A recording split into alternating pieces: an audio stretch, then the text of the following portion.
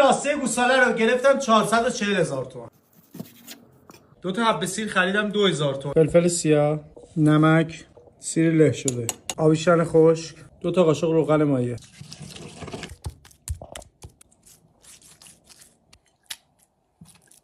هم ذرت گرفتم هم بروکلی، یه دونه هویج و یه دونه کدو، در اومد 30,000 تومان.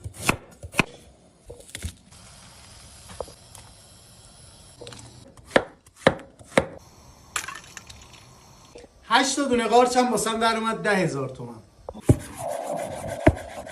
هم اندازه 10,000 تومان کره سیر قارچ. ترکیب ادویه هم تو کپشن واسط نوشتم. هم ترکیب قامه و شیره، در اومد 15,000 تومان.